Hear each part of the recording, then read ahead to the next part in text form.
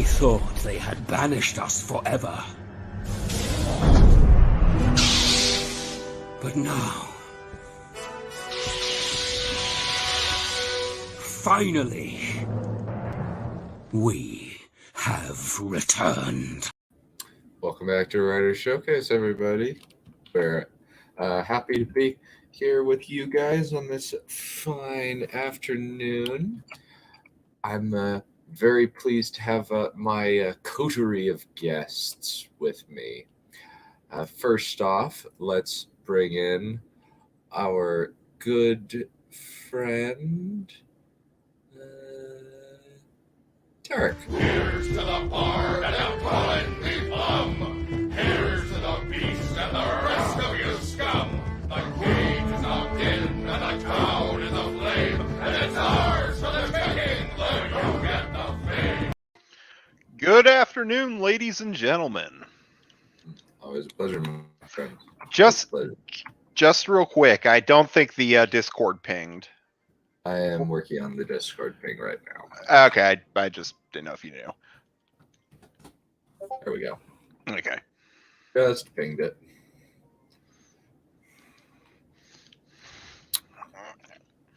All right, so I guess we bring on the next guy then. Yep. There.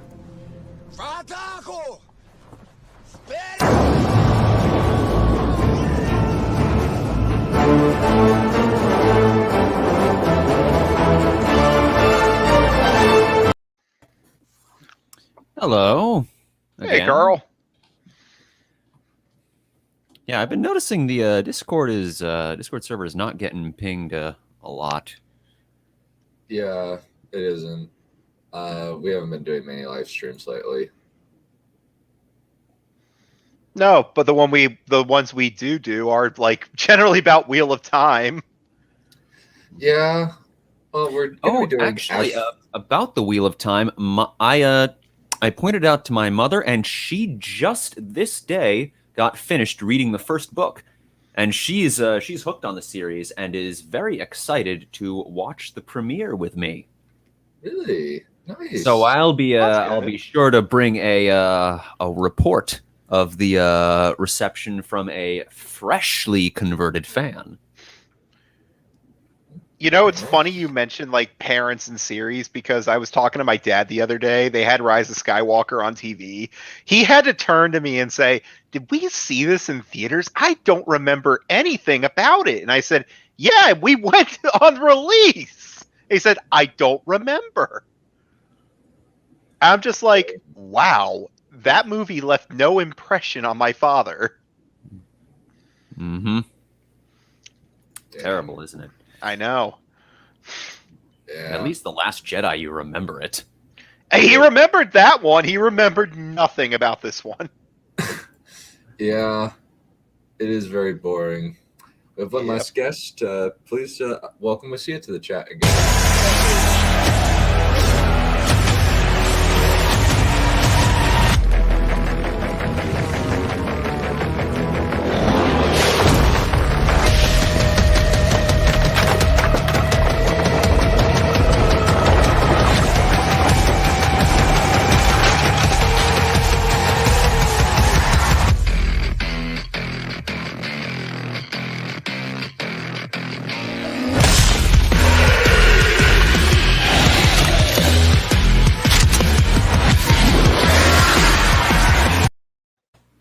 Yo, what's up, everyone? Ah, my punching bag for the afternoon. And Frank, don't worry. I'm what's called a machinist. Machinist. Masochist? I forgot to pronounce. Yes, that. Oh, is the you know word. that is how you word, pronounce Gun. it. Just because I am not aware of what the specifics of 69 and its reference to sex does not mean I am uncultured. It just means I have a very, very bad memory when it comes to vague terms that can mean anything. You know, if you look at 69 like as a number, it kind of shows you everything you need to know. Just saying. Yes, it looks oddly Actually, you similar know to what? the Yeah, that's actually, now that I think about it, and I'm visualizing 69 and what you have described to me in the back room. Ladies and gentlemen, the penny drops. I love that phrasing though. The way you described it to me in the back room. All right, Doug, you gotta go on the chair. Auditions the are fun up. Oh No one can see my face right now, but needless to say, I am highly amused. I'm very amused as well. And because it's 69, I was just like, you know what? I was asked, do you want to do a smut stream? Oh shit! That's the week I'm gonna be in England. That's actually when I land. Yeah, I think it's Oh boy. aspiring. Oh, Kembler. Oh, Oh that'd be hilarious. Oh no. What have we wrought upon this world? I can't even understand the man when he's saying basic human language. I don't even want to imagine what it's like when he's describing sex. Well, I don't think he. Well, yeah, I think that it would, I don't think he's good. I don't know if he would. If he he would listen to partake. it for you. Oh god. Alrighty. Oh, I seem to have let Tarek in first, so. Oh. Go with Carl first. Let's do the order we were doing. Carl, Wissy, and me, then you. All right. So we're going from bottom up. Yeah. You- All Say shiny when you're eating. Yep. Okay, then I guess it's my turn to start off. This is continuing Shenna's story. We're on chapter 13, Night at the Three Bridges. Now, if you remember from last week, Shenna was invited out to a little soiree at a tavern called the Three Bridges, and she stopped off in Taylor's Landing to pick up a little bit of cosmetics before setting out. And now we continue. It was around the middle of the afternoon when Shenna's wanderings brought her to the edge of a broad canal somewhere in the western parts of the city. The waters, as well as the walkways on either side, were choked with traffic, as were both of the high arching bridges that Shenna could see off to the distance in either direction. What claimed her attention, however, were the buildings on the other side of the canal. A large, imposing mass of almost identical jet-black structures like a looming wall of night. There was little doubt in Shenna's mind. These were definitely the Blackstones. Now all she had to do was locate the tavern where Gareth and his compatriots were planning to gather. The Three Bridges. Shenna waded through the pedestrian traffic, slowly making her way to the other side of the canal and along the edge of the forest of dark stone buildings. She had given a fair amount of thought as to how she might go about her search. A tavern, being a place of public activity, would most likely be located along a main thoroughfare, and so Shenna could ignore those narrower side canals.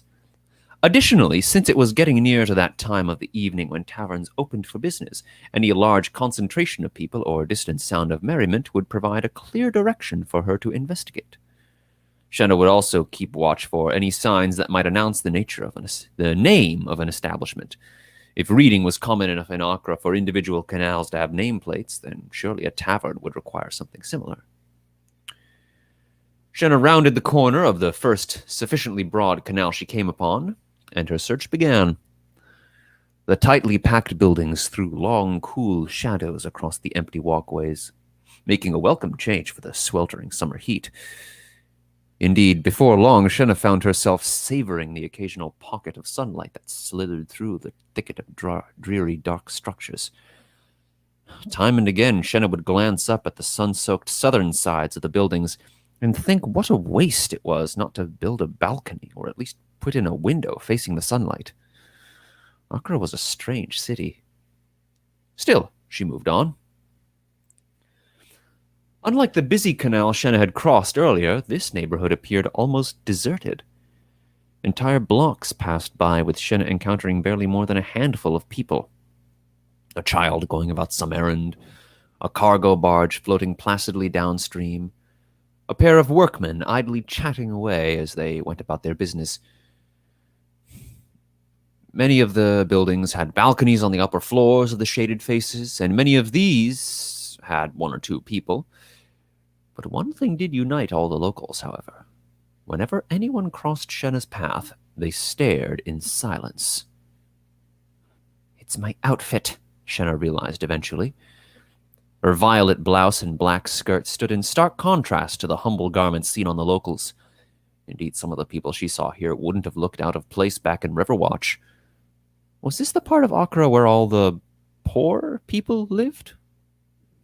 Shenna wished she'd had the foresight to bring her magisterium robes to conceal her opulence, but quickly set the notion aside. Being seen as belonging to the magisterium might have been just as conspicuous, if not more so, in a place like this. Shenna forced down her discomfort and tried to carry herself more upright, which of course only made the locals stare even harder. It was further confirmation that Shenna could under no circumstances ask for directions. She did not belong here. As she continued looking, the sun slowly sank lower in the sky. Gareth and his compatriots would be getting out of their examinations soon. Would they wait long before setting out for the Three Bridges? Gareth hadn't given her an exact hour. Perhaps they would gather their number at the Magisterium grounds before setting out all together. Or maybe they would trickle in a few at a time, each by his own whim. Either way, Shenna was running out of time. Shenna rounded another corner and found herself standing at the intersection of 3 canals, with 3 bridges joining the walkways in a vast stone triangle. She hadn't seen any other 3-way junction like this in all of Akra. It was the perfect place for a 3 Bridges tavern. Shenna swept her gaze across the intersection, taking in the lay of the land. Of the 3 corners, one faced the sun directly, and thus the entire wall was bare black rock, with only a single featureless wooden doorway to break up the stone monotony. The other 2 corners bore wooden shutters, similar to those Shenna had seen on other small shops and stores throughout the city. Surely one of these establishments had to be the 3 Bridges. Crossing the bridge closest to her, Shenna moved closer to inspect the first candidate. She moved along to the second one after a few moments, when it became clear that she had no idea what to look for. For all Shenna could tell, both edifices could have belonged to the same store. The lack of any signs above the shuttered edifices was no help either. If only one of the proprietors would come along and open shop for the night. It was getting close to the hour for it, after all. "Hey, Shen!" A shrill voice broke the stillness. Shenna turned about, trying not to seem disappointed when she realized who it was. "Hello, Talene. A pleasure to see you again." Talene looked much the same as Shenna remembered her from the day before. The same boyish trousers, boyish tunic, and boyish cut to her short red hair. 2 other young men trooped along beside her. Shenna didn't recognize them, but it was a safe bet that they were also from the Magisterium. Trust a little hussy like Talene to be on such familiar terms with other boys. Shenna would have called her a light skirt, but there was a chance Talene would wear the insult for a compliment. "Gar said as you'd be coming along," Talene said, breaking off from her 2 companions. "You got here easy?" "I managed to find the location," Shenna said, keeping her voice carefully neutral. The last thing she needed to do was betray how she truly felt about this little creature. After all, conflict might upset her relationship with Gareth. "What's in the sack there?" Talene gestured at the small silk pouch Shenna had been carrying since Taylor's landing. "Oh, just a touch of cosmetics," Shenna said, subtly passing the bag to her other hand and slipping it behind a fold in her skirt. "Cosmetics, huh?" Talene seemed genuinely impressed. "And look at them rags, too. You really prettied up for this, huh, Shen?" Shenna's face began to burn, as though to match the setting sun. She had almost certainly given away her designs on Gareth. Why couldn't she have been more subtle about this? Curse it all. 3 months in Accra now, and she was still a complete rube. Need a hand with it? Talene said. What? Shenna stammered, taken aback by Talene's offer. Hey now, just because I don't use the stuff on my own face, it don't mean I don't get how to paint you pretty. Well, Shenna glanced down at the bag. She had little notion of how to actually go about applying what she'd bought, and Talene seemed confident enough. Maybe there was more to this girl than she let on. And if it turned out to be a ruse to sabotage her looks, a little canal water would quickly restore everything to normal. And then she would have a grievance. Why not? Shenna said, offering up the purse and its contents to Talene. Shenna set herself down atop a nearby stone bollard as Talene set to work. Got 3 big sisters, see? Talene said as she applied one powder after another. All of 'em working girls over in the Redstones. I was always the one as had to paint 'em up each night. Of course, at the jumper with just a pinch measure and all, but I scoot on a bit, and I guess I got good enough that they all started asking after me direct. Funny way life takes you like that, huh, Shen? I know just what you mean, Shenna said. At least she thought she did. What exactly do your sisters do in the Redstones, then? Theater stuff, mostly, Talene continued. No talent for stage work myself, but family keeps together, huh, Shen? At least till they potted away enough bread to work me into the Maggies. What about you, Shen? Any family back home? None to speak of, Shenna admitted sadly. She knew of 1 or 2 people back in Riverwatch with whom she shared a tenuous blood relationship, but nothing especially close. No siblings, cousins, aunts, or uncles, anything like that. Well, at least you got the Maggies now, Talene said, putting one final dab of powder to Shenna's face. That ought to do it. Take a squint down the water there and see how it falls on you. Shenna slid off the bollard and leaned over the edge of the walkway to peer into the water. The surface was smooth enough with the tall buildings to break up the wind and waves. Shenna stared agape at the girl peering back up at her. Her cheeks were bright and rosy. Soft shadows under her eyebrows made her eyes stand out like polished violet jewels, and the pink flesh of her lips had darkened to a deep, elegant purple. And to top it all, every last frustrating little imperfection and pockmark in Shenna's face had vanished as though she only dreamed them up. She looked more beautiful than ever, and yet still completely like herself. Sorry I couldn't do nothing about that mole under your right peeper there, Talene shrugged, standing over Shenna. It's not a mole, it's a beauty mark, Shenna said with a smile, getting to her feet again. Thank you, Talene. Weren't nothing, Shen, the girl said with a crooked smile that seemed all the more endearing for its lopsidedness. Talene handed the boxes back into the bag and passed it off to Shenna. Been a good time since I painted anyone pretty. Just glad to know I still got the knack. Shenna glanced down at the bag. I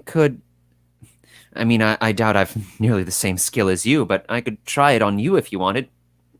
Nah, Talene laughed and shook her head, her short red hair blending with the light of the setting sun.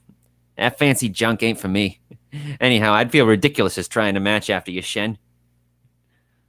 All right, then, Shenna smiled. There was something about this tomboyish little hellion that she was beginning to find rather charming. She had made for herself an identity all her own, and took confidence in it. And as Iseldra had said, confidence was the only true source of beauty. And yes, the more Shenna considered it, there was something beautiful about Talene after all. A different sort of beauty, perhaps. One that certain people might not appreciate. But beauty all the same, and one that none else could match. Gareth was right. Shenna and Talene would make good friends after all, even if they were still competing for Gareth's heart. Come on, Shen, let's get inside, Talene said, nodding her head in the direction of the featureless door back across the bridge. That's the 3 bridges, Shenna said, hurrying after Talene. What about those 2 shop fronts back there? Oh, those 2? They've been closed for years, Talene said as she reached the door and knocked twice. The door swung open, and Shenna followed Talene inside. It took Shenna's eyes a few moments to adjust to the dim candlelight inside the 3 bridges. The room was busy with chatter, and the air hung heavy with the unique blend of pipe smoke, lager, and sweat that only a tavern could truly brew up. Apparently, members of the patrol group had already been filtering in for some time, as the chamber was already thick with bodies all milling about aimlessly. Shenna kept as close to Talene as she could, while simultaneously casting her gaze about the room. Gareth was nowhere to be seen. At the far side of the common room, Talene set herself down at a counter and flashed a pair of copper chalk at the barman, who scooped up the coins without a word. Soon 2 frothing mugs clattered onto the countertop before Talene, one of which she passed over to Shenna. "On me, Shen! Drink up!" Shenna gingerly took the drink and winced when Talene bumped mugs with her, causing a drop of lager to splash onto the counter. Shenna winced again after taking a tentative sip. She had tried beer once a few years ago, out of curiosity, and it tasted just as vile now as it had back then. Maybe she should ask the barman if there was any wine. She had a fair bit of coin left over from the shop, and wine was so much better than lager. Then again, it would probably be rude to refuse the drink, since it was a gift from Talene. And expensive, too. Back in Riverwatch, the same drink would only cost a single steel haddock. Shenna braced herself and began to slowly sip away at the mug. As she endured the bitter liquid, Shenna looked around the common room. Gareth still hadn't arrived, of course, and Shenna didn't know anyone else.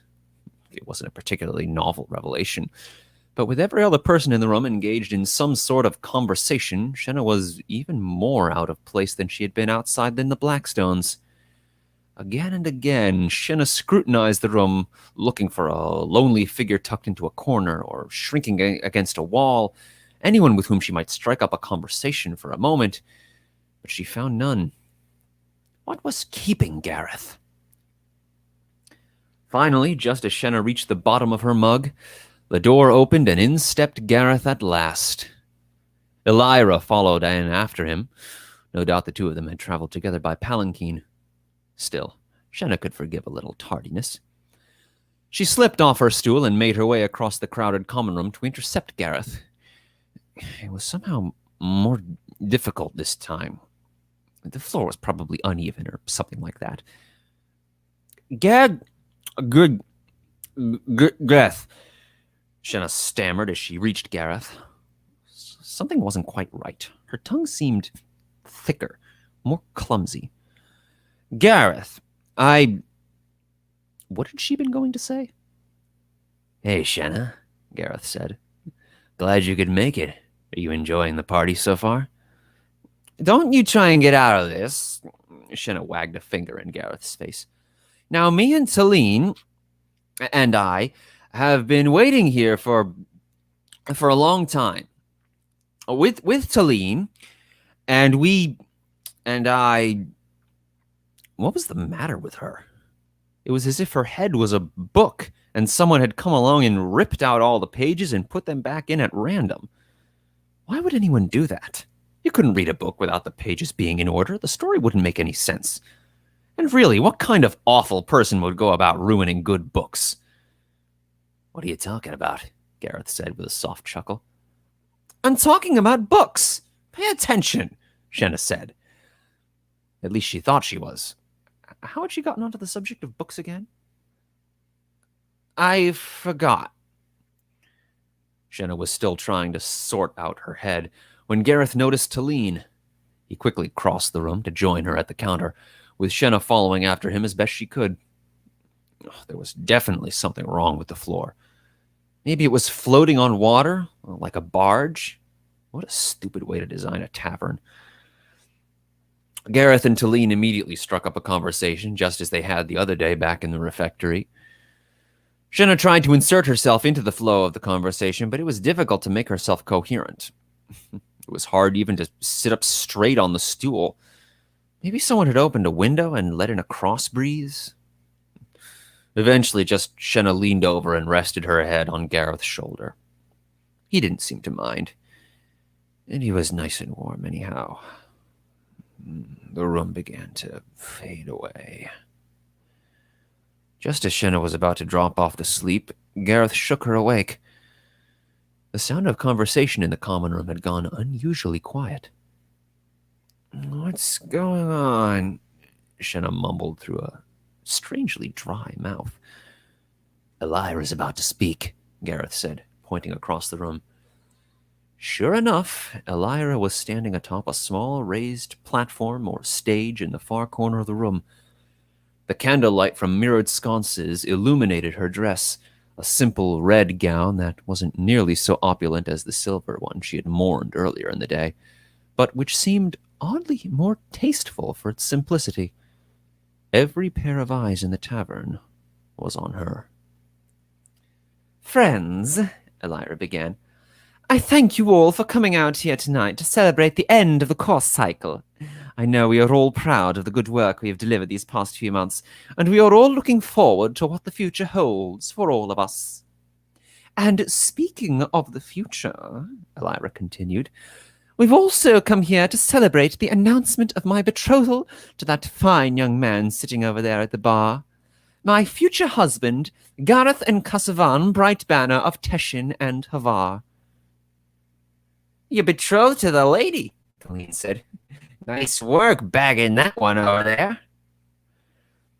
Shenna got up and stumbled for the exit as Elira continued speaking. She couldn't listen to any more. Right, I think that'll do it this week.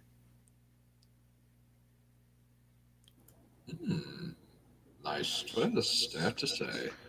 Lovely. I'm hearing an echo, so it's kind of weird to talk. What I was going to say though was that that sequence you had about her, seeing her own face and everything. I actually have something similar for this week. Great minds think alike. I guess that Great was the funny. fools seldom differ. That's the funny thing though. Like both of the worlds you and me have created in particular, I can just kind of see Aviana in the background, like of the despot part of the city. Like, just kind of sitting in the shadows, waiting for something to come by. It's just weird the way that this is kind of coming up together, if you get what I mean. Oh yeah, we definitely got to have a crossover cameo. Oh, you're damn right. I was thinking about that too. Yeah. Well, Yeah. I definitely do want to see. Actually, now I think about it, I do actually want to see how these characters looked out when drawn, because you do a very good job of describing them, and I can see them in my head pretty well and all. Actually, I think I might have some pictures. I'll go. I'll look for them in my files. Let's see. Yeah, that'd be a cool little thing. Mm-hmm. Let's see. Aviana Shenna fanfic. That'd be funny. Aviana X Shenna. I knew it. I knew Fanfic. someone was gonna make the ship fic. I was gonna say, damn it. Oh yeah, they're someone's shipping Shenna into Lean now, I guess. I smell Min vibes coming off of this lady. Let's see. Elmindra de Farshaw. That's one hell of a name. Yeah. It's weird. Let's see. Okay. I think...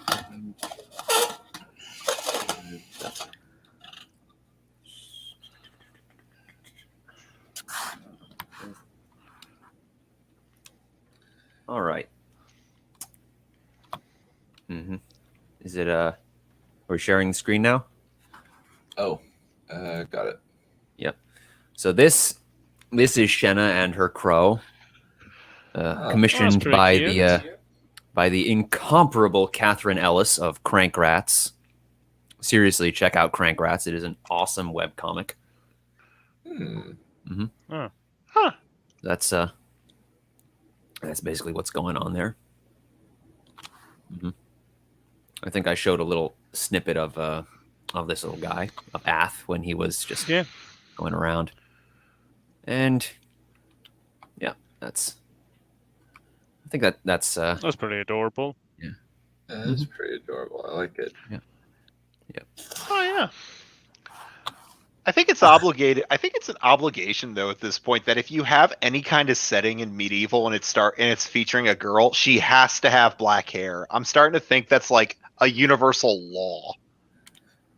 I don't know. I mean, you could I think just it make used her to. blonde. This or might just be ginger or something that brunette. goes in and out. You know. Maybe. Yeah.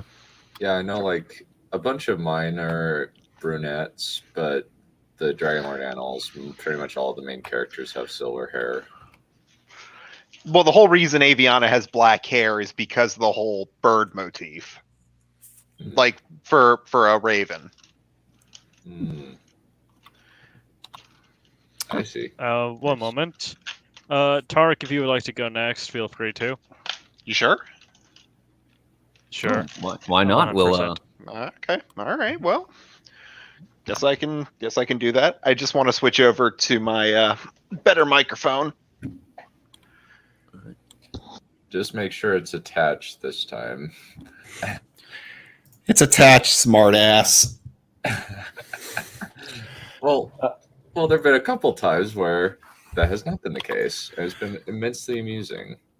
No, that I think it's whatever. I'm not going to defend myself to you. You don't need to. You're I know, that's why I'm not doing it. Okay. Sorry about that. I just got a random phone call and I thought I was going to be going next. Oh, okay. Immediately You want to go? after. You can go, Yeah, Rissy, sure. it's I fine. guess. Okay. So, brief recap. I shall attempt to make it brief. Our protagonist, or heroine, wakes up from a stasis pod where she encounters her commanding officer, who turns out to be a complete old dickhead, who also decides to coerce her into serving him via threat of violence and other things. It turns out that he wanted to prepare her for her mission, which is to assassinate this dude named Malik, who, unfortunately for him, decided to come in prematurely. So she encounters him and is basically like, yeah, no, I'm not gonna fight this dude. He's got a retinue of armed guards, so I'm not gonna fight him. And she decides to turn on her commander. And still a little tense after the fight, she almost starts another fight with Malik himself until he de-escalates the situation and she decides to go with him because, frankly, she has nowhere else left to go. So this brings us in to Chapter 3, The Mistake. With the twinkling twilight sky as their canopy, Lucia and Malik approached a silver-plated shuttle. Its backside lowered to act as a ramp for her to climb on board. She was mere inches away when her body stiffened. She felt a tug in her stomach, like a harpoon pulling her back. Her eyes drooped to her feet, unwilling to take the next step as an idea crept into her head. Wait, should I go? Isn't there something I need to take care of? Her eyebrows closed together as her forehead crinkled. That woman, she remembered, seeing Maria's body suspended in the stasis pod. I think she might be important. Maybe I should stay behind and look out for her? I could have sworn someone here needed Lucia. Malik's voice crashed her train of thought. Are you alright? She lifted her head, seeing the slight frown on his face. Yeah, I'm fine. I just don't feel right about going. Lucia's shoulders slouched. It almost feels like there's someone over here who needs me. With a light groan, Malik replied, Do you know this person? Lucia squinted, scouring her mind. I think she might have been my friend? Malik nodded, still standing at the top of the ramp. I understand. Lucia faced him, her diamond eyes meeting his fierce gaze. If you're unsure about leaving, then feel free to stay. Just note that we won't be coming back for some time, Lucia. So this may be your only opportunity. Lucia's eyes wandered to the floor. her shoulders slouching as a frown formed on her face. She retreated into her mind, taking her time. She returned her gaze to Malik. With a trembling in her hands and a quivering in her chest, she answered back. All right, let's go. The bathroom doors slid open, with Sia exiting dressed in a black sports bra and shorts. The interior of the craft was bright and silvery, as well as like Malik sitting on the other side of the walkway. On the far end was a pair of guards, a sight that inspired anxiety. These guys are just everywhere, aren't they? She thought to herself as she turned her attention back to Malik. He was staring at a small holographic tablet, and from what she could tell, he looked concerned. Well, now may not be the best time to get some answers, but it doesn't hurt to try, Lucia concluded as she took a seat right across the table from him. Hey, she called out, getting his attention. Welcome back, Lucia, Malik opened, his eyes glancing to her body before returning to her face. I thought you said you wanted the shirt. Arms stretched out and reclining, Lucia answered back. Ha, you're kidding, right? The last outfit I wore was all hot, sweaty, and way too covering. Ain't no way I'm putting something like that on again. Malik grinned, causing a strange fluttering no, skipping. But, I kinda wanted to ask you something. Turning off the tablet, Malik corrected his posture, ready to answer. How did you find us? Malik became less disconcerted.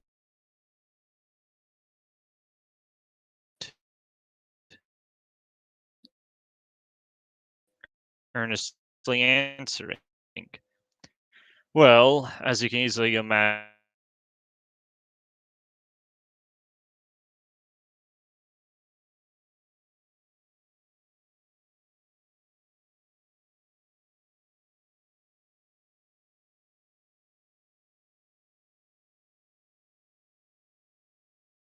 a dark-skinned woman with long brown hair and emerald eyes. Moreover, she remembered the hopeless, miserable look on her face. She looked back at the now concerned Malik. Are you guys not from Earth?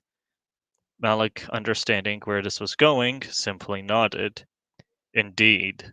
The extrasolar settlements of humanity lost contact with Earth a little over 1,500 years ago, he explained, sharing in her mood. When we checked its location on our star maps, there was nothing there. Then, how did you find us? She reiterated. Malik shrugged and then continued. Well, a woman named Tara came by, explaining that she knows where a linen volta is, and asked us to save this woman from his clutches. Lucia raised an eyebrow, seeing Malik smirk. Turns out, we didn't need to worry about you. Lucia frowned, forwarding another question. Okay, but why did Earth suddenly disappear? Malik sighed, his gaze focused elsewhere. Well, we still don't know. All that we do know is that every scout ship sent here never came back. When we sent communications here, we didn't receive an answer. The satellites here still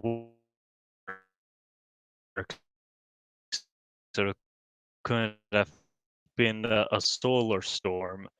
We just don't know. A soft beep rung through the cabin, followed shortly by the pilot's stoic and seemingly cyberized voice. Attention crew, we will begin our landing shortly. Eyebrows furrowed, Sia voiced her confusion. Wait, we're already there? Malik sat back, straightening himself out. Not exactly. This ship doesn't have enough power for an FTL jump, so we're landing in the frigate that took us here. The surprise disappeared from Lucia's face. Oh, I guess that makes sense, she thought to herself. Malik continued on. We've already got in a room for you prepared on board this frigate and at our destination, Polis. Because the nearest warp gate is in the Vega system, it'll take us about a week or so to get there using the FTL drive. Warp gate, Lucia latched on.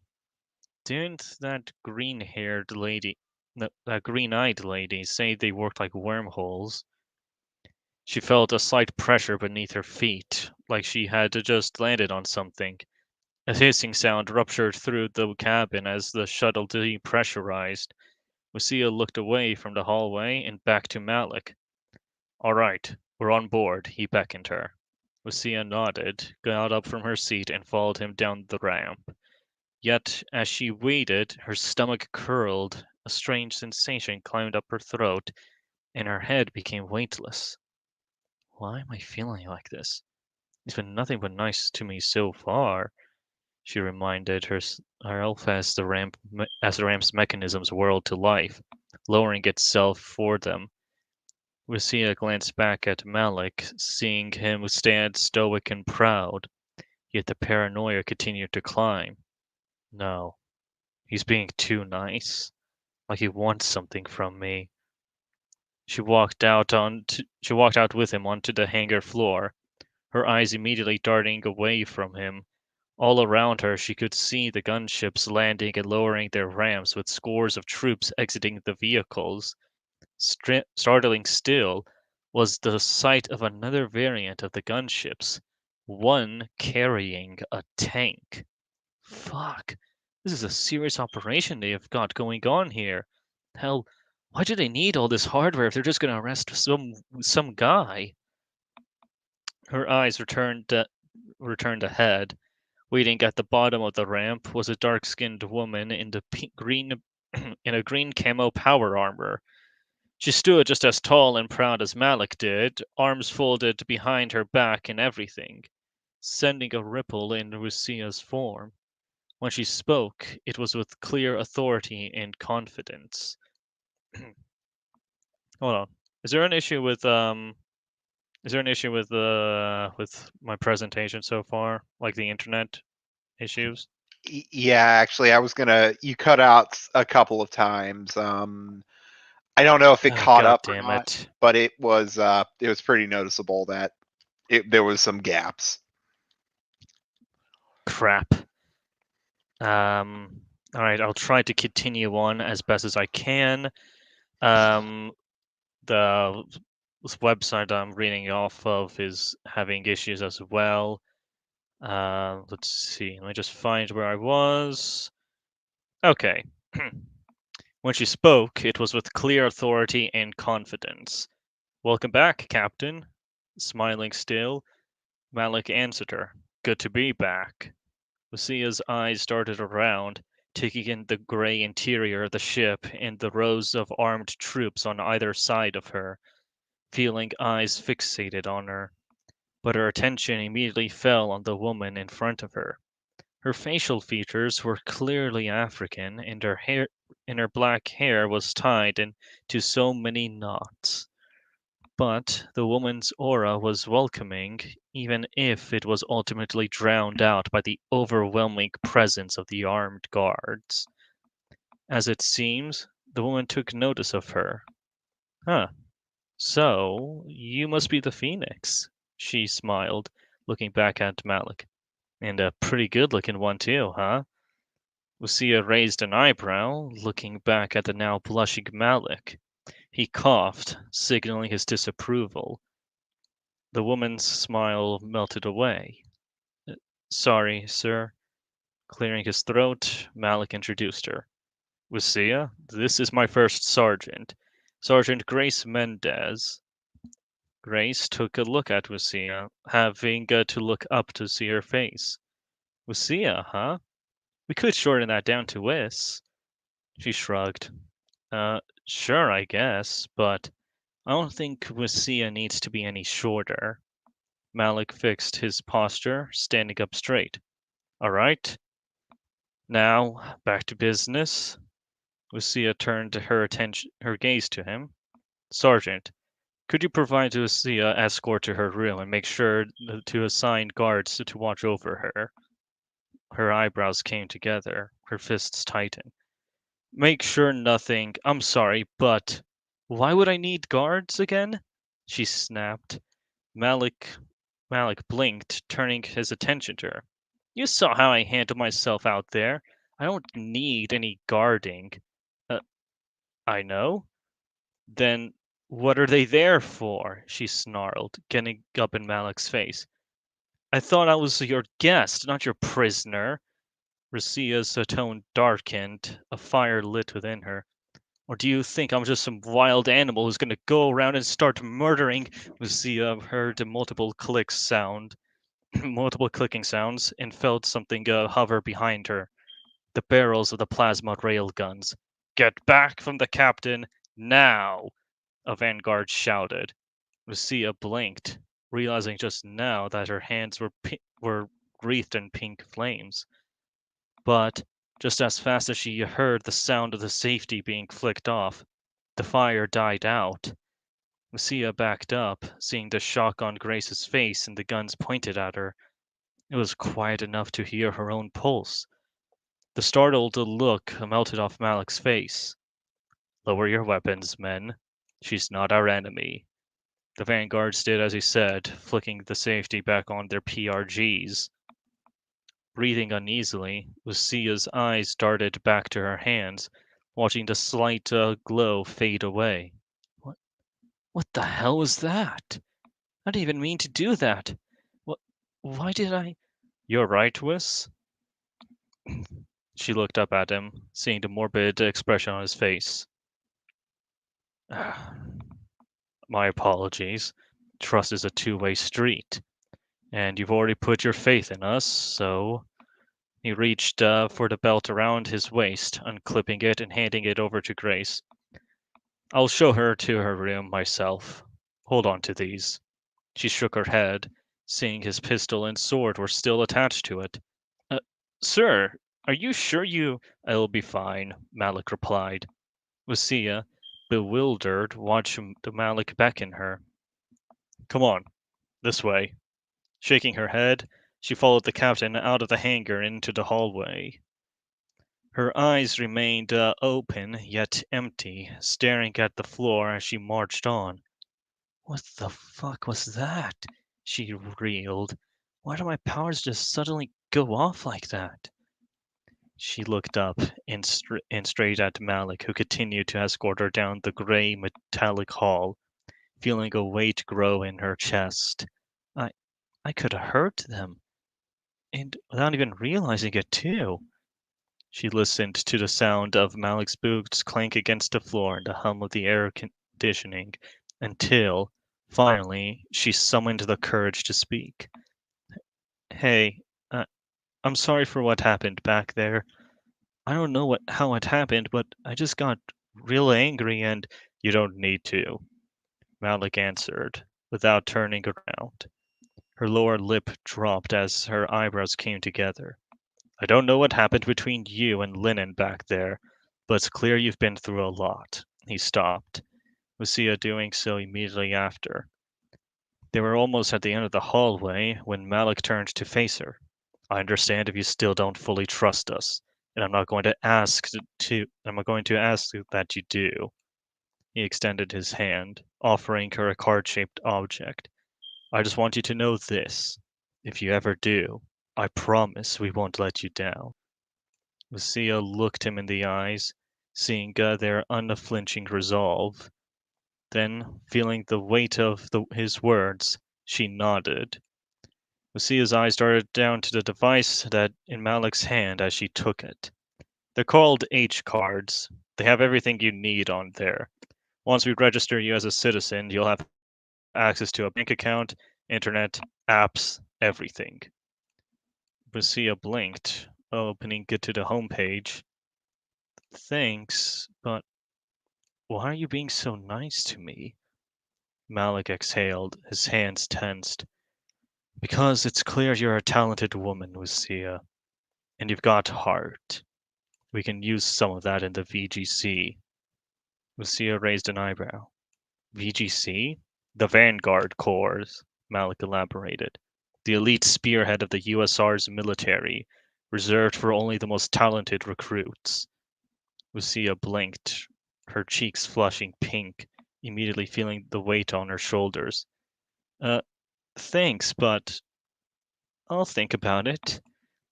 With a slight grin, Malik dismissed himself. Take all the time you need. He walked past her and down the hall, leaving Lucia by herself. She took a look at the room, seeing 2 sets of bunk beds on either side of the gray chamber, along with a drawer underneath the bottom bed. She walked in, closing the door behind herself. He must really like me considering how patient he is. She paused, taking a second longer to think about it. Or, yeah, he could just want something from me. Possibly that. She walked up to a bed.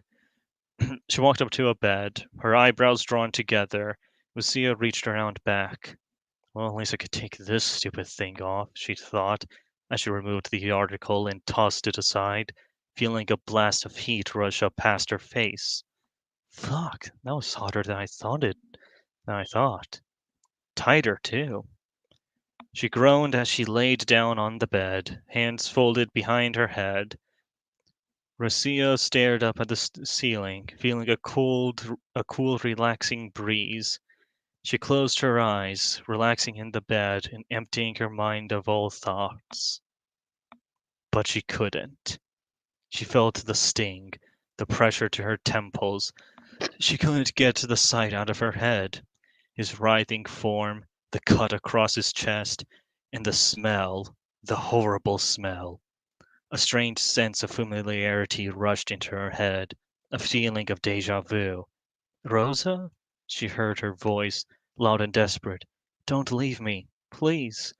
She winced, remembering a beautiful black-haired woman writhing in pain. Other images flashed through her head, memories of burning obsidian skulls with golden rings hovering over their black metal forms, with the sounds of shrieking. One of them, hovering above the rest, golden wings spread wide, raised his burning spear, and threw it at her. She shot up from bed, catching her breath. What the hell? She wondered to herself, eyes darting to her necklace, grasping it. Those things. They were in my dreams. What the fuck are they? She stared emptily, catching her breath. Her eyes watered, and despite her best efforts, a tear rolled down her face. She saw the wounded Maria in her head and felt a crushing weight within her chest. This was a mistake, she gulped and nodded. I need to go back there. Lucia grasped the jewel of her necklace, scrubbing it between her fingers. But maybe not now? I should get some sleep, right? Her throat shuddering, she removed the necklace, setting it down on the shelf at the foot of her bed. Lucia lied back, throwing the silky sheets over herself, and faded into slumber. Oh boy, that's it.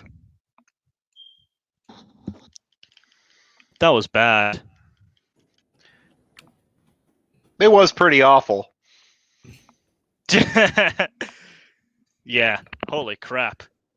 I think the combination of technical difficulties, my constant stuttering, and the fact that some of this dialogue was ad-libbed at the last second, and on top of all of this, I feel like this was incoherent. Like, I felt like I did a better job with this section of the story when I first presented it. I between the technical difficulties and everything, yeah, that got really muddled, man. Yeah. I think the character interactions have improved. But I guess like I didn't really notice any presentation issues, but maybe that's just me. Yeah. I did. You came off kind of flat, man. Like in terms of reading, that was very flat. Well, I was also kind of self-conscious because I am not currently inside my room, and usually whenever I'm presenting, I just lock the door behind me and not think about anybody else inside the house. Also, yes, tendency to use more words than needed. Yeah, I agree with that. There's this. Okay, so this chapter over here is a combination of things that was not in the book originally and things that were originally over there, but I feel like I've been butchered. How so? Please elaborate. Oh yeah, so last time when I presented this, I had the explanation for how FTL travel works, and Malik basically just explained, oh yeah, we just use these gates over here, and they use a wormhole technology, just take you across the place. It's really cool stuff. But meanwhile, when I was writing the later chapters, I realized, hold on for a second, there is no warp gate near Earth. So how the hell did it get there? Which spawned in this mess and the chapter that comes after. So, yeah. So all to explain one plot hole. Yes, this was all to explain a plot hole. It was probably just Prostechnik Vogon Jeltz at the Galactic Hyperspace Planning Council finally getting the paperwork in order to construct the hyperspace bypass. Alas, that we had to find a new planet to subject to demolition instead of that terribly unfashionable hellhole Earth. But, well, bureaucracy demanded it. I swear to God, I am convinced that is how the High Lords of Terror work in 40K. What you just did, all they do all day is talk about this, about like FTL bypasses and proper gate procedure. God damn it. Oh well, section 45B, subsection A. We must first talk with all the other planets, get the Space Marines in line, make sure that the supply line will go well. Something like that. God damn. It's all logistics. Hey man, don't knock logistics. Logistics are a fascinating subject. Oh, I know. My Yeah. father's actually in logistics. Nice. Yeah, it's an underrated field for sure. Anyway, any suggestions to make this chapter not bland or boring? Write better. Internal monologue would be. Well, I think that some internal monologue would help. Yeah. Yeah. I mean, I guess, because I feel like, does anybody else get the impression that Lucia suddenly not trusting these guys came off as forced? I mean, I wouldn't. I mean, you said she just woke up, right? Yeah, Also this the was element all that within the she had same no idea. day. So Yeah, no. If you're in a new place and everything, yeah, you kind of don't have a real reason to trust anyone when you first wake up. Yeah. Who hasn't Yeah. thrown a shoe at their father when they first wake up? Why would I trust him? What is your have dad doing not. in your room when you first wake up? Trying to wake me up. For school, or Ex- work or something. Exactly. Okay. Yeah, so I was actually thinking about removing some bits over here. However, well, unfortunately, I decided to go before you, which would have given me some time to iron out some of those bits, but whatever. No worries. All Yeah. right. I Oh mean, my if I'm goodness, being what- honest, I really threw together that last part of what I was doing today. Oh, that's Fair so- enough. I have a But- very bad habit of leaving things until the last minute. Yes, That is but so but I need to move my apartment too. yeah. Oh. But That is- unlike me, you actually have talent. So there you go. Hey, as far as I'm concerned, talent is just the starting position. No. Well, it also- skill's what you work for. No. Well, to be fair, that talent shows you how far you can, you have a head start on. I'm trying to discourage the boy. Yeah, well. Okay. case in point, when I was in 8th grade and I got there was a new chorus teacher in my middle school. A new guy said I was basically a tenor in the making. Fucking liar, he was. Yeah. Yeah. I'm sorry, my uncultured brain does not understand what that is. It's a high pitched singer voice. Yeah. Ah. Yeah, he really was a liar. Yeah. Well, in his defense, I hadn't quite endured puberty yet, so I can sort of see where he was coming from. Oh. Puberty, it can suck like a mother. Yes. Yeah, I guess I'll just get around to fixing on that chapter one day. Oh, I wish you luck. I mean, at least we fixed up a lot of the tonal issues. I would agree with that. I'm not gonna throw a shoe at you, Becca. I'm not Iranian. Well, I'm pretty sure that guy was Iraqi. Oh, whatever. Yeah, he was Iranian, Iraqi, Afghani, they're all the same. I mean, the Iranians would kill you for saying that you're the same as either the Afghanis or the Iraqis. So They're all this. Yeah, well, see, they would all kill me anyways. They're all the same. Spoken like a true Yank. Fair. Says the other Yank.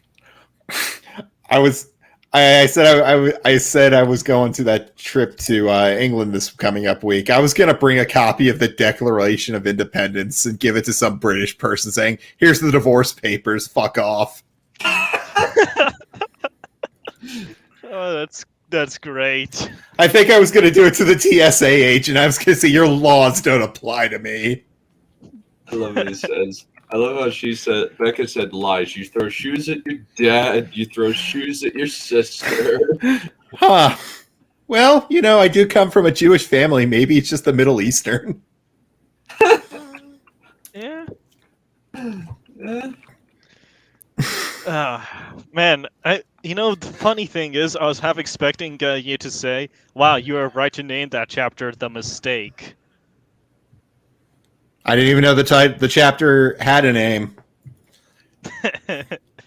Yeah, I guess I wasn't loud enough about that.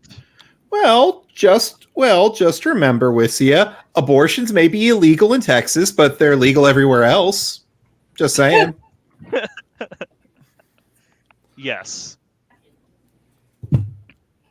Yeah, I love my mission president actually made a very amusing joke at a church multi-congregation church meeting where he said, so there's a significant gap between me and my siblings, so I was the drunken mistake. Ouch. Ouch. Well, there's a old legend that says that a lot of the people in Ireland get born around Christmas time, and one of the old ladies said, "Oh, are we not so blessed for that so many of our children share a birthday with our Lord Jesus Christ? Is that not so?" And then someone else said, "Wait, it's almost as if there were a holiday 9 months earlier where we all got drunk and fucked." My birthday's actually the day right after. It's kind of a damn shame. Yeah.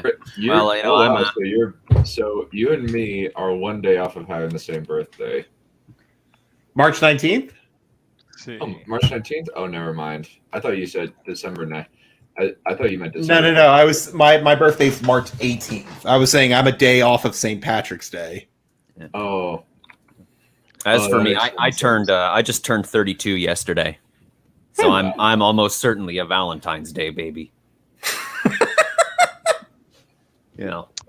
May over here.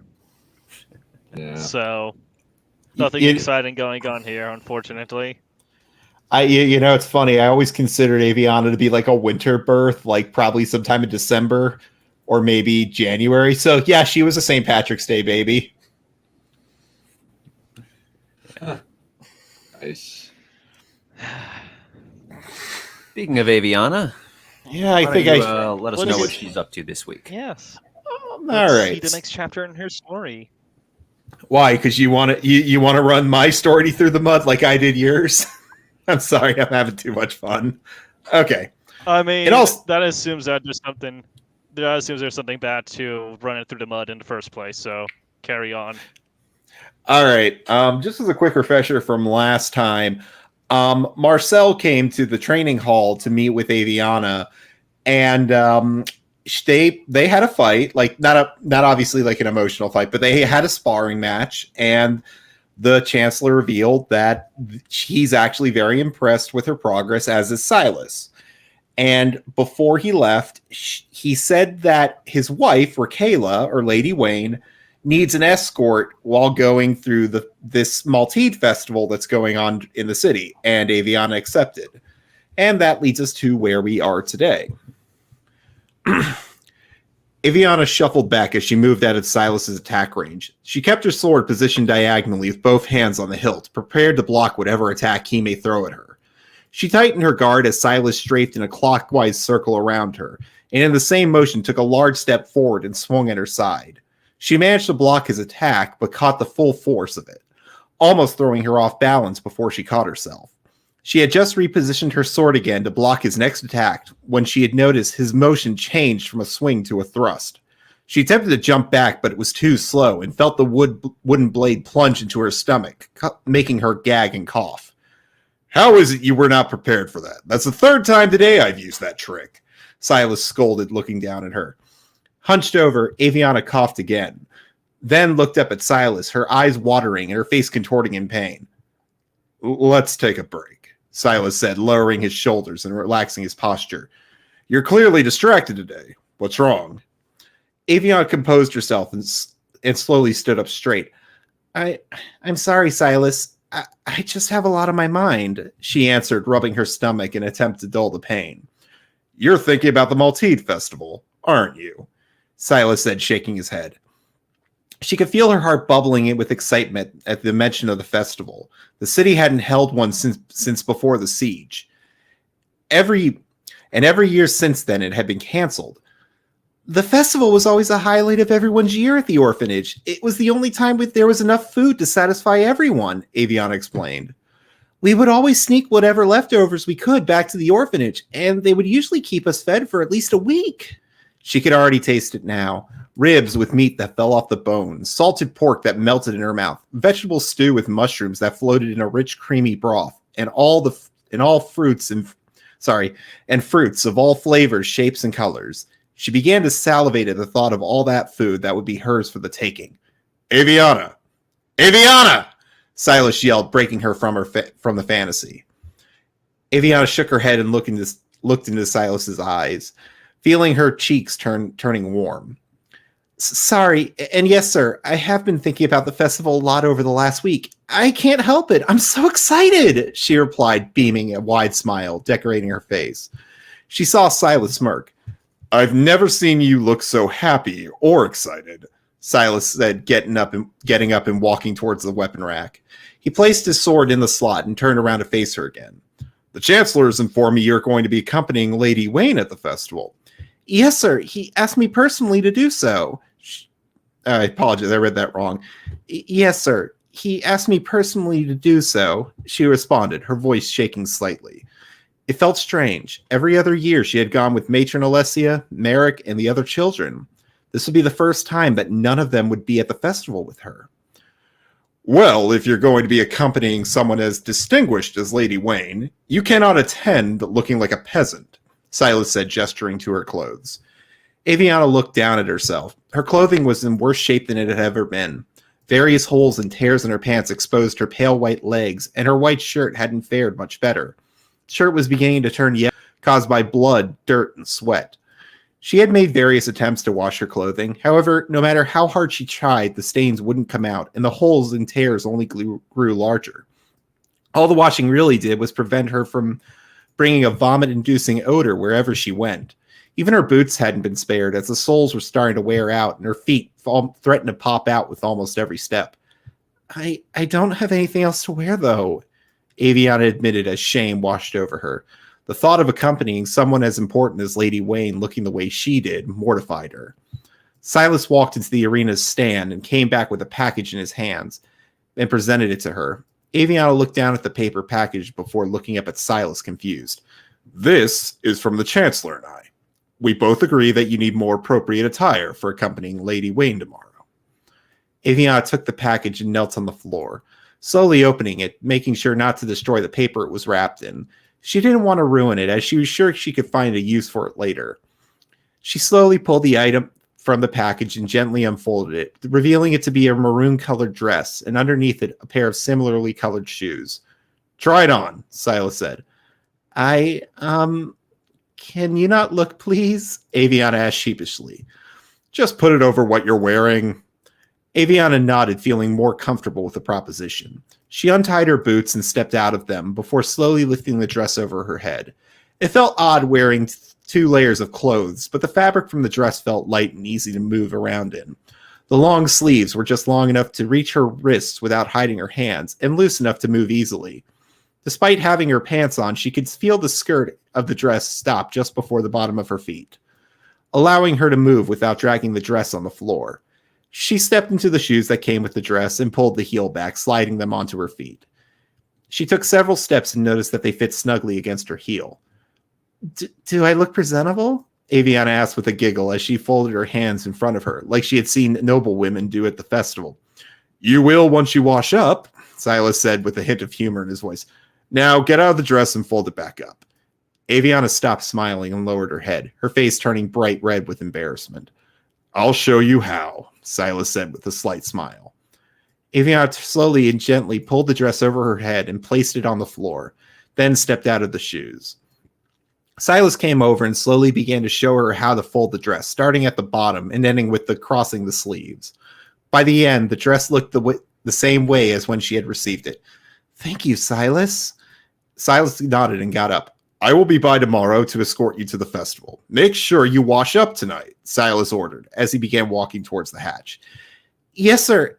And Silas turned back and looked at her. Thank you, she said with the largest smile that had ever graced her face. Silas said nothing, but she could have sworn that she could have sworn she saw him smile back before he turned and checked the outside before exiting through the hatch.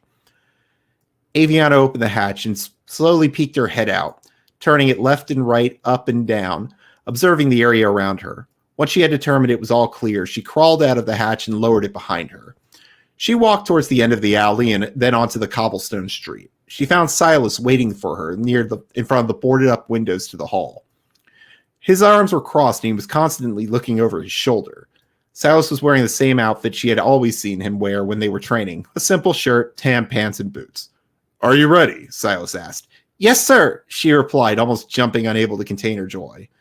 Her excitement dimmed a little when Silas became silent and observed her closely.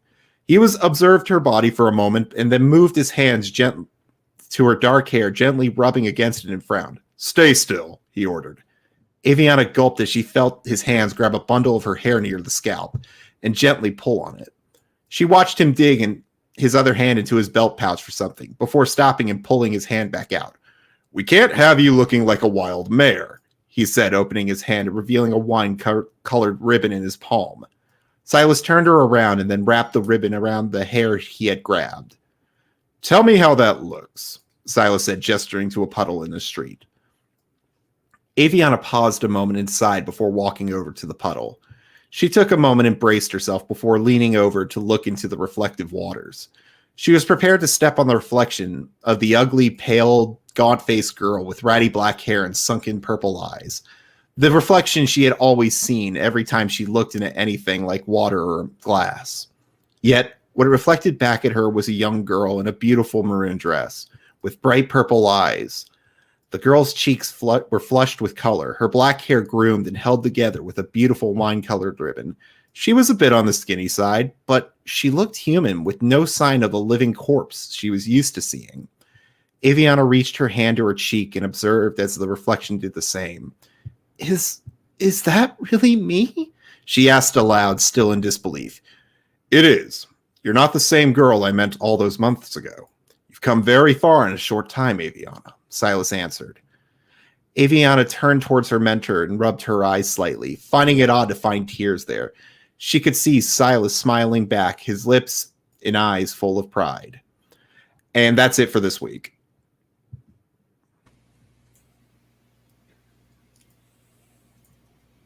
Short, sweet, simple. Oh, yep, definitely like got those similarities down. Mm-hmm. And of course, that food description at the beginning. It wouldn't be an epic fantasy book if we didn't have us a nice little description of the food. I typed into the private chat. Here Tarek goes again, making everyone hungry. That's the funny thing. Like, I think to me, that's one of my favorite parts about her character is that she would love food because for most of the time she's never has any. Yeah. Yep. That's why the descriptions are so vivid, because probably every time she has cooked food, she savors it. Yeah. Honestly, I do very little food description in my books. Maybe I need to repent of my sins. Yeah. Well, food's important.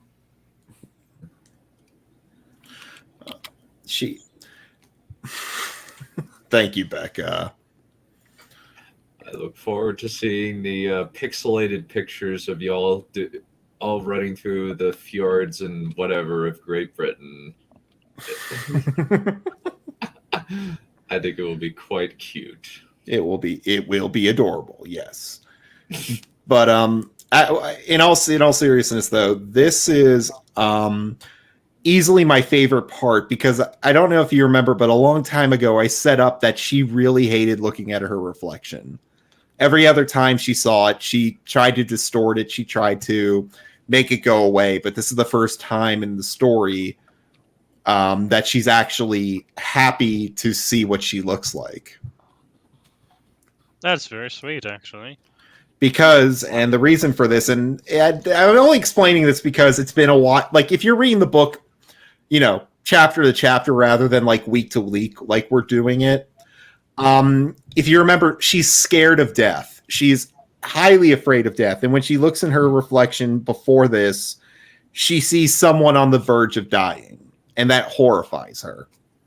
And that's why now that she's seeing life in her eyes, that's why she, it touches her more than most people, because she can see life again.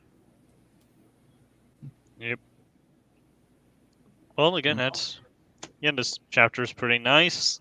It's well paced. There's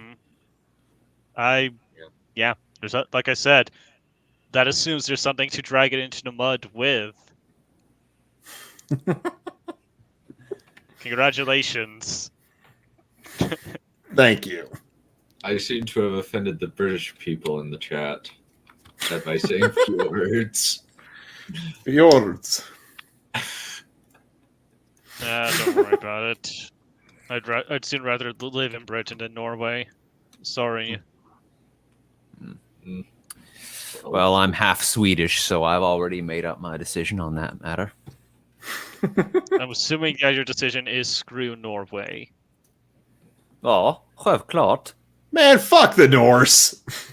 Men första Danmark. I don't speak that commie language. I'm sorry. The important thing about the Scandinavian languages, you have to understand that it's okay what you say about Sweden and Norway, as long as whatever you say about Denmark is worse. Well, fuck the Danes too. Precis då. Remind me again, is Arch Warhammer from is he Danish?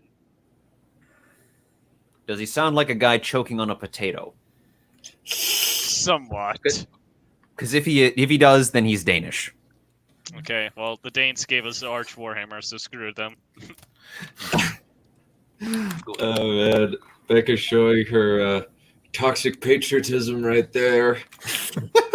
All hail Britannia, all hail America. Yeah, hail fucking Britannia. They had the world and they gave it back. It's because they got bored of it, dude. It's like they already pillaged everyone and took all their stuff back to the museums. You know, it's a collection of relics to remind everyone. Yes, We took all the good shit. Yes. Yeah. You own that silver medal. Oh, right. Never mind. I was about to ask about whether or not I should be using the term African to describe anyone's appearance, but I think it would be safe to just not do that. Yeah. Yeah, Well, probably.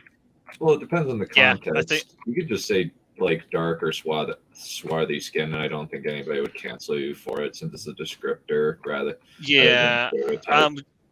I'm just gonna go take it out anyway, because if there's a 1% chance of being canceled by something, you have to take it as an absolute. You That's- gotta just say that's- ebony. Ebony. Black as Yes. night. Yes, I Black did just as the- quote the Justice League. Black And as the it's not so much the description as much as the character attached to it. If they end up being a stereotype, then no description's gonna make them go down easy. Yeah, fair enough. But fuck it. you do realize this is the internet we're talking about here. Here, then I'm gonna say this right now. Then I don't care who hears it. His skin was as black as the coal Santa leaves naughty children.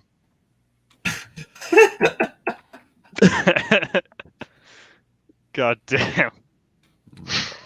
Oh boy. I regret nothing. I regret nothing. I mean, in context, everybody knows you're only saying that just to offend, so, you know.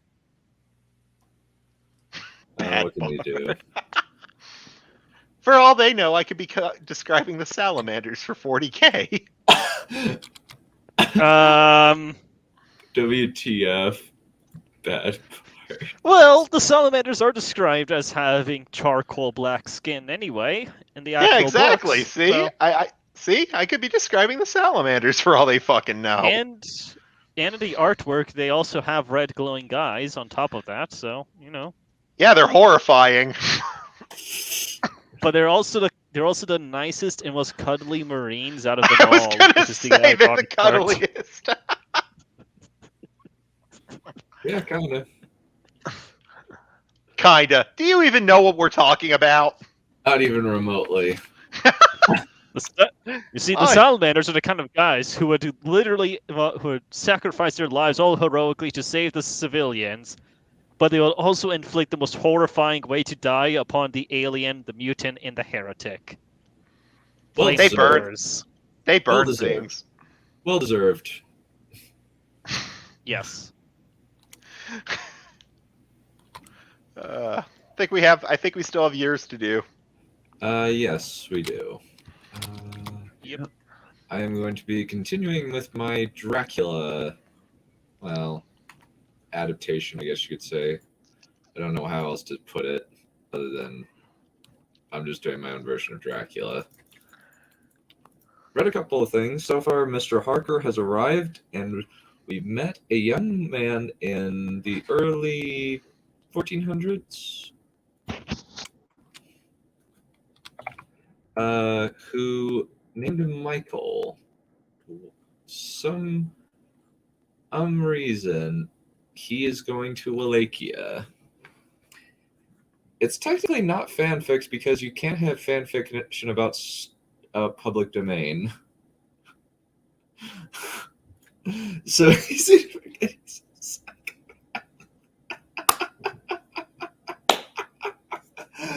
So, is this public domain or no? Yeah, it is public domain. Dracula has been public domain for about 100 years now. Basically, I would anything imagine. that was published worldwide before, I think, 1923 is in the public domain. Nice. You can actually get a really, really good free audiobook of Dracula on LibriVox. Cool. It counts. Still fanfic. All right, all right. Funny. All right, which is fine. Alrighty. Michael whistled as he ran back toward his parents' camp. A pair of large rabbits slung around his shoulders. They would eat well tonight, at least. Crossed a small stream, watching for the markers he'd left to lead him home. He kept whistling, feeling pleased at the day's work.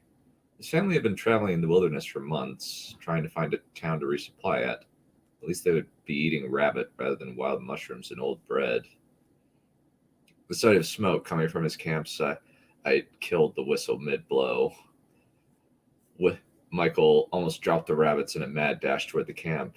Everything had been torn apart, traveling wagons stripped bare, the horses gone, fled, or stolen by whoever had attacked the camp. Michael looked around the camp, trying to pick out some indication of where the attackers had taken his family. A large set of tracks moving northward. Horses and boot prints churning up the ground. Michael rubbed his eyes and eyed the tracks. So many horses. Some had to be pilfered from the traps, but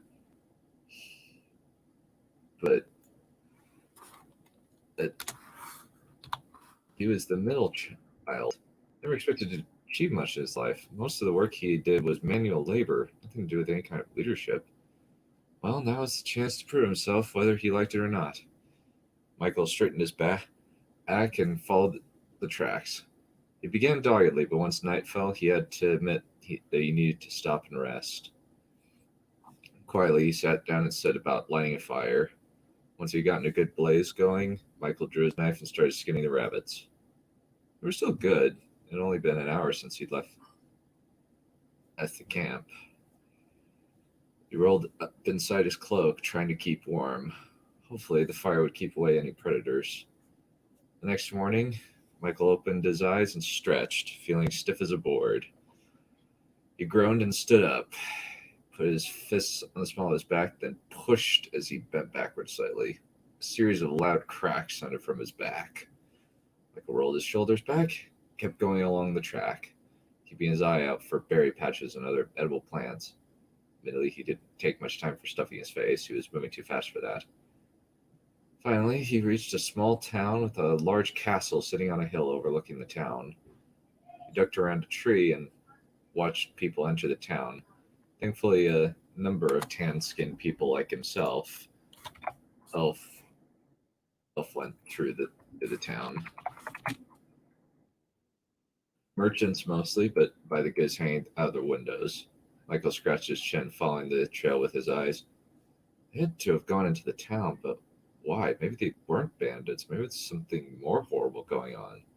Maybe these were soldiers from the local lord or hunting down his people. He swallowed, straightened his back, then made his way toward the town. The town was full to bursting with people, probably for some market or feast day. Michael kept his hand on his small knife as he entered the line of houses, dropping his eyes toward the guards to keep as much of his face hidden as he could. There were other tan-skinned people, Turks from the Ottoman Empire, but their fine silks and bejeweled swords. Michael kept himself away from those men, especially when liveried town guards passed by. He was one of many. Michael would be easier to overlook. If he stood out from the crowd, they might arrest him as a heathen or something. Silently, he prayed for courage as he slinked into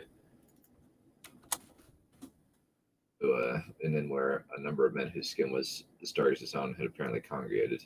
He had no money, but maybe someone could find mercy on a small child. Here now, a very dark-skinned man with a close-cropped beard in the corner of the inn called, gesturing toward him. At first, Michael was slightly bemused, looking to see if the older man was calling to someone else. Again, he gestured to Michael, more emphatically this time. Come, come, the man invited. Michael swallowed and slipped his knife into his sleeve. The man offered Michael a seat across from him, which he took warily, and smiled genially and motioned the barman for some drinks. My name is Ibn Battuta, a traveler and merchant from Morocco, traversing this benighted land. Michael, a poor Roma boy, he said flatly. Ibn chewed his lip, thought slightly. So it's your family Prince Blad is going to execute for his midsummer feast in 3 days. Michael inhaled sharply. No, he moaned. Resting his head in his hands, he took a deep breath, and took his hands away. Well, I guess it's going to be a bit difficult to rescue them. Ibn eyed him speculatively. Knew there was something special about you. When I noticed you sneaking around the town. He took a small bag out of his cloak and placed it on the table. Carefully, he unwrapped it, revealing a checkered pattern across the cloth, a set of wooden pieces lying in the center. Delicately, the Moroccan set up the carefully carved pieces in a specific order. Do you know the game? Ibn asked. Michael nodded thoughtfully, truthfully. His father had taught him how to play from the time he was 8. Ibn gestured toward the board. Black or white? Black, Michael said automatically. Ibn blinked, then looked considering. Interesting choice, he remarked, moving a pawn forward. Michael shook his head and stood up. I'm sorry, Master Batuta, he said, brushing off his trousers. I need to find a way to save my family. Ibn's eyes narrowed and he indicated the abandoned seat. Sit. What can you do about the situation? Poor Roma boy, no knowledge of weapons, no funds, no favors to call due. A simple game of chess will not take long. Michael swallowed and returned to his seat. All right, he said grudgingly, moving his knight over the line of pawns.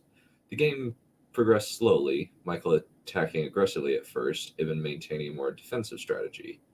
Once Michael saw that his aggressive approach wasn't working very well, he shifted his strategy and began hounding Ibn's king with his knights and the remaining rook.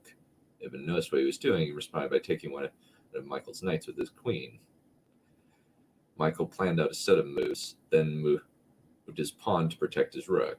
In response, Ibn moved his king away from Michael's pieces. Michael moved his queen forward, taking a white rook from the side and putting the king in check. Ibn considered the board, then moved his bishop in to block the queen's line of attack. Michael moved his pawn to check the enemy king, protected by his knight. Ibn pulled his king back, allowing Michael to take out the bishop, threatening his queen. Ibn smiled slightly. You left your queen exposed, friend, he remarked, moving his queen to capture the black queen. A costly mistake. He took the black queen and placed her on with his other captured pieces. Michael rubbed his mouth, remembering his father's favorite trick. He moved his knight forward, threatening both the king and queen in a prong. He grinned, but he intentionally kept it hesitant, had to lure the other man into a false sense of security. Ibn moved his king out of danger. Slowly, Michael prodded his pawn on forward to the final tile on the other side of the board. Return the queen, he said quietly, extending a hand. Ibn blinked. Impressive, he remarked, handing the queen back. Michael replaced the pawn with his queen. Your move. Ibn shook his head. No, you have outmaneuvered me, he remarked, pushing his king over. In 3 moves at least, 7 at most, you will defeat me. Michael examined the board, then nodded slowly. Yes, I see. Ibn leaned back, lacing his fingers. Your parents are being held in the dungeons below the castle, he explained. There are guards stationed there all hours of the day. Vlad means to execute them as an example of what happens to your kind in his kingdom. Ironic. Michael spat to the side. Ibn shrugged. Fair enough, but expressing distaste for a tyrant isn't going to do anything. What can I do? Michael asked. As you said, I have nothing to offer. Ibn interlaced his fingers. There is something. Might be a bit of a risk if you're willing to do something extreme. He trailed off meaningfully.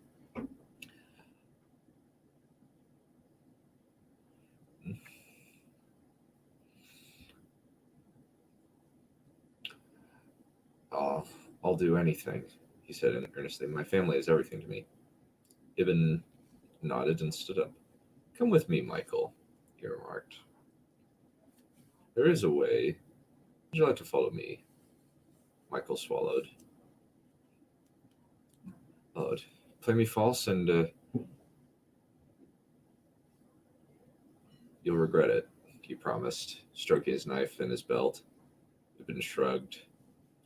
If I do betray, you would have every right to stab me with that knife. It wouldn't do you much good, but you would be justified in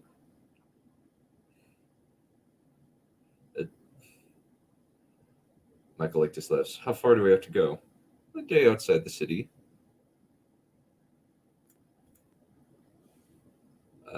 Better hurry. I think it's going to rain in a couple hours. All right.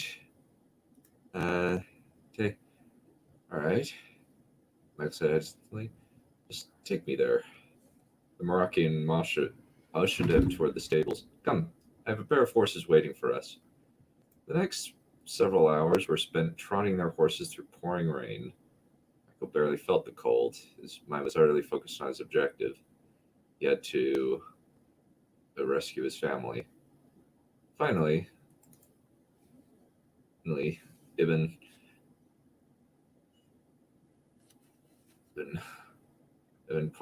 pulled up his horse and pointed through the downpour toward a small mound of earth. Let's type the horses and head into the cave. Michael narrowed his eyes. What's in the cave? He asked suspiciously. Ibn dismounted and tied up his horse.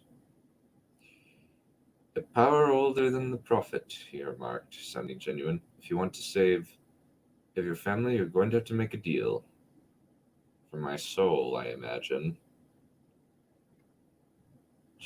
Michael said skeptically. Ibn chuckled.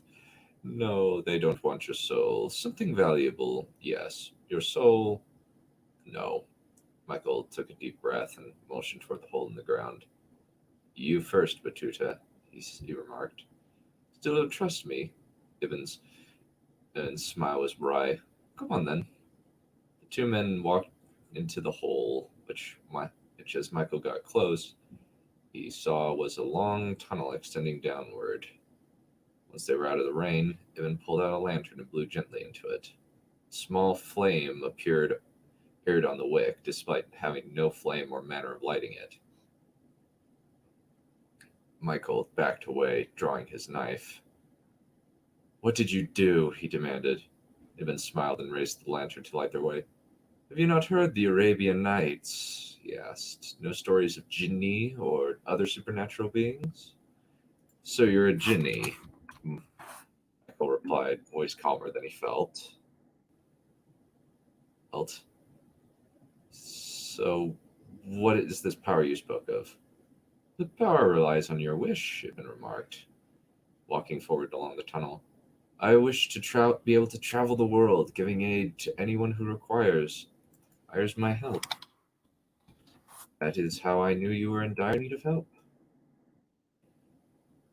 It's almost like a sixth sense that pulls me when someone close to me is desperate for some kind of supernatural aid. This one wish to help your parents, I grant you, though this will require something of you. Some possession or other sacrifice? Michael asked. Ibn shrugged. I cannot say. My sacrifice was to never settle down, to try. I will forever, never staying in one place for more time than is required to rest my aching feet and eat. Michael nodded slowly. This was quite unnerving. All right, lead on. At the end of the tunnel was a massive cave with a large pool in the center of the cavern. Michael looked at his companion questioningly. Ibn silently pointed toward the pool.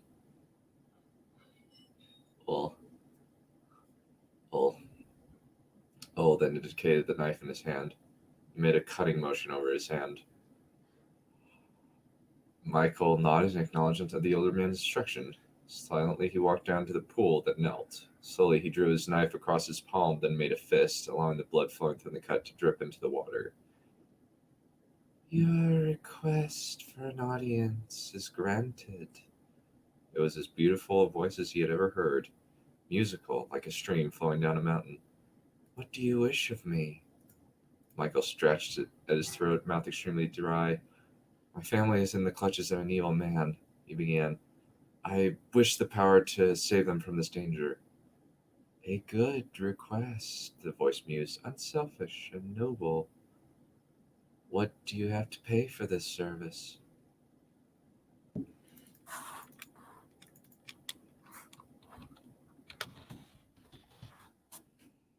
Michael considered what he had done. He had.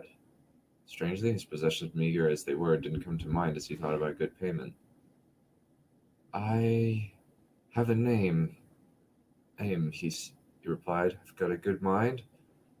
I have my body. I have a love for my family, a hatred for the nobles. I hate what they're doing to my people, and I hate it that they consider us animals. They have abandoned me in their eagerness to serve this unknown god. The voice held animosity. These are great gifts. They are all accepted. Henceforth your old name shall be forgotten. Though your previous life will be clear to you for centuries to come. Your body will no longer be the same, so your family will not know you. You shall retain your mind. This is the greatest gift. During the night where you made this bargain, you shall be as strong as 20 strong men. When the accursed sun shines, you shall be 1/10 as strong as a normal man. You will have great power. The many things can and will harm you. The cross, the stake to the heart, garlic, all these you must avoid. These are payments to be made. If you agree to this, place your injured hand in the water. Impulsively, not considering the consequences, Michael thrust his hand into the water. Blood flowed freely from the injury, but Michael felt nothing as the color slowly drained from his arm. Breathing heavily, Michael glanced at his other arm, then down his legs. His whole body was extremely white, as if he had never seen sunlight in his life. Michael brought his hands up to see the fingernails grow to a ridiculous length, almost like claws. He looked down at the water, trying to get a glimpse of his reflection. When he did, he screamed and backed away. No! He clawed at his face, trying to tear it away. No! And that's the end. Astaghfirullah alaik. Done. Ibn in Arabic translates to The son of. I know. Yes. I'll have to fix that. Yeah, I'll don't worry fix about that it. later. I didn't know And that. it's all right. It's all right. I was just gonna make a joke about it, but Arabic names are kind of annoying sometimes. Like sometimes they'll say, "Ah, yes, Khalid ibn Walid," and it's like, okay, and Harun al-Rashid.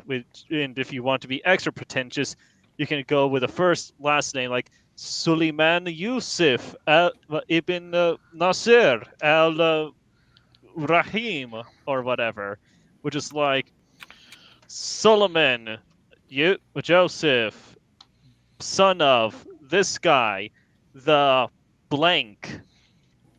Yes, I've been studying too many Arabic names. I hate my life. But outside of that, it was pretty good. Well, thank you. This is basically my Dracula fanfic, kind of. I can hear am- you breathing, Tarek. I know. I'm laughing. That's why. Oh, Just the idea of a Dracula fanfic makes me go like, huh, I wonder how many of these were actually written, like, when the book was first released. Because, what was it? The Odyssey was nothing more than a fanfic of the Trojan War. Well, there's also the like just the fact that there was a literal fan fiction movie that came out called Nosferatu that was made without Bram Stoker's or his wife's permission. Yeah, I'm aware of that one. It was like one of the first actual Dracula movies without the name. Yeah. Yeah. I guess the only thing I could complain about would be the delivery of the lines. But other than that, that's about it. Nice. Don't understand what the chess game was for. Did he need to beat the guy in order to get access to the secret well place? Might have missed that. It's vampiric foreshadowing for later in the story. Ah. Like specifically, like it's specific that it was a queen that was taken and a queen he gets back. Yeah, okay. Also, yeah, Count Balerion, you're correct. Famous example being Abu Bakr el-Sadiq, which is one of the Prophet's companions, and also the first rightly guided Khalifa. If you wanted to highlight Count Balerion's top comment over there. Yeah. Also, I guess the only other thing that I could take issue with was description of tan skin, because usually Mediterranean people have more of an olive skin tone. Okay. But I guess that's really, yeah. Sometimes it could be a lighter skin tone or a slightly darker. It's kind of a range.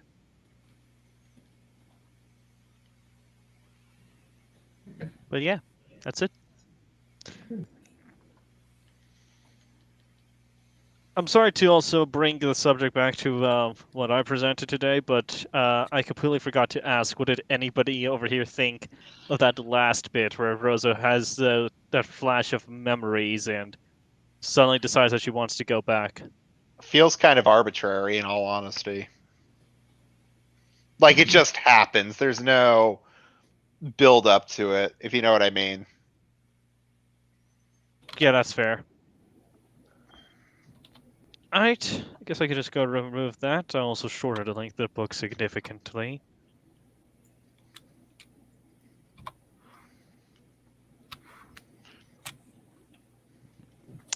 And Yeah, chess foreshadowing. My I only actually had that. Go ahead. I go first, or you go first? Okay. You yeah, go. I actually had Shut that. the fuck up. I legit had that in my book at some point, but I'm like, nah, this is way too freaking pretentious. Let's go and cut it out.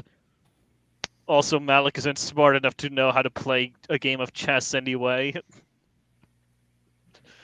Aviana plays horseshoes later.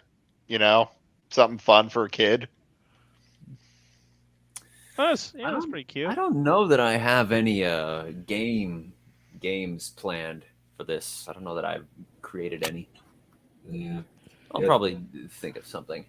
Also later she gets hit with a stick again, but this time by another child who's hitting her. Also, Count Balerion, you mean you didn't notice?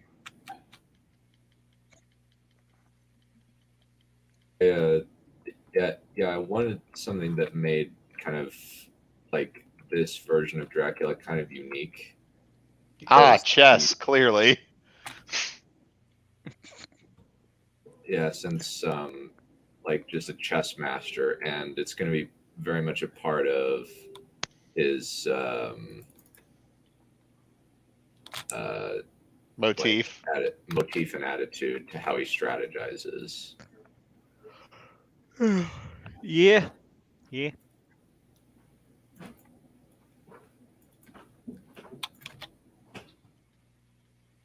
That'd be pretty cool, you know? I mean, chess was a pastime for those days, and they did say that it was a great simulation of how war was fought back then. So, there's always that. Yeah. Right. I don't think Machiavelli does appear in this, unfortunately. Though Ibn Battuta does appear a few times, due to kind of the fact that he's a genie. Basically, like his deal for immortality, he's immortal and he'll basically live forever, ever so long. Go for it. Funny thing, I never actually found any sort of references for what a genie is. I do know what jinn are, but never mention of any genies. Probably should ask me mom and dad about that at some point.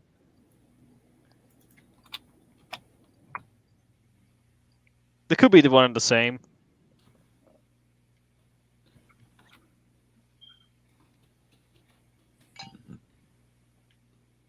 Yeah, they're pretty similar.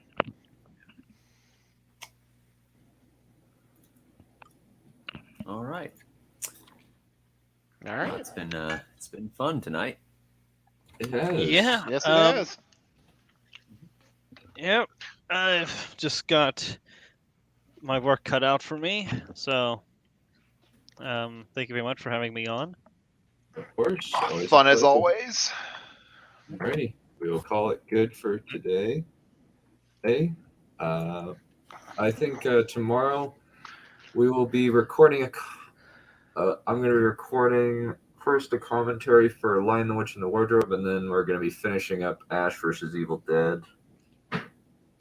So we can chat about it Thursday. Well, Tuesday, since then, no, Wednesday. Wednesday seems, well, Wednesday probably around 4 or 5. Actually, no. More like Monday. Let's go with Monday. Wednesdays are bad. All right, we've gone through the entire week. Yeah, and next week we're going to be starting our Wheel of Time coverage, at least in terms of recording the commentaries for the next week. There will be 3 coming out. There will be the Wisp cut, there will be the book reader cut, and the show watcher cut. All right. So All right. there will be 3 cuts. I imagine the Wisp one will be the most entertaining because she will be the most angry. Yeah. By quite a bit. Narnia is probably going to be around 2-3 MST. All right. Yeah, 2 or 3 MST, depending on what works for the. I think.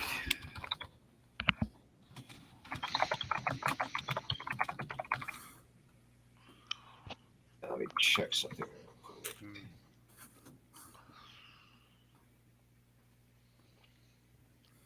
There we go. Alrighty, that way we can. Okay, 2. Okay, 3 is a bit light. Okay, we'll do 2. Then. Alrighty, cool. We will call it good for today. Adios, my friends. We'll see you next time. See ya. All right. See ya.